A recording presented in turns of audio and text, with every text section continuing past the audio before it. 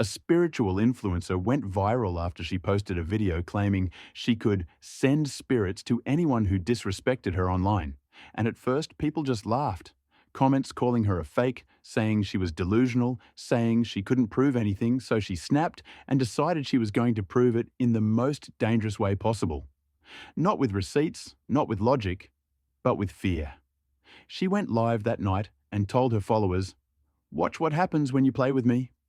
Then she took the biggest offender, the loudest hater in her comments, and she did a ritual on camera, candle flames flickering like they were breathing, the room going strangely cold, her voice getting low like she wasn't alone anymore, and she said she was sending something to visit them in their sleep.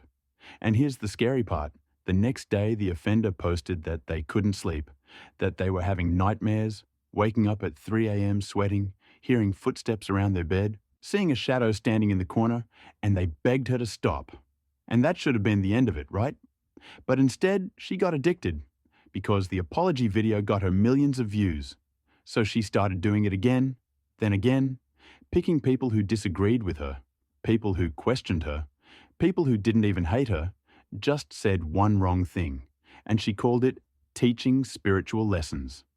Until one day, a random person made the smallest comment like, "This is dangerous, you shouldn't mix practices like that." And she took it personally and said, "I'm going to make an example out of you." That night, she didn't send a warning spirit. She tried to finish them off, chanting louder, commanding instead of praying, demanding power she didn't earn. But right in the middle of her ritual, every candle went out at once. Her live started glitching. Her face went blank, like she could suddenly see something she couldn't control. And then she whispered, "No, not them." Because what showed up wasn't the spirit she sent. It was her ancestors, and they didn't come to help her. They came to take back what she abused. She started screaming, begging, saying she needed her power. But the air got heavy, like the room filled with invisible people. And in the mirror behind her, you could see silhouettes lining up watching her.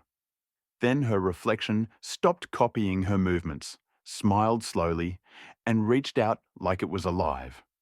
And in front of thousands of viewers, her own reflection grabbed her wrist and pulled her into the mirror like she was being dragged into the spirit world. Her phone fell, the live kept running, the room was empty, and her account posted one last video hours later, a black screen with whispering that said, "You don't command what you didn't earn."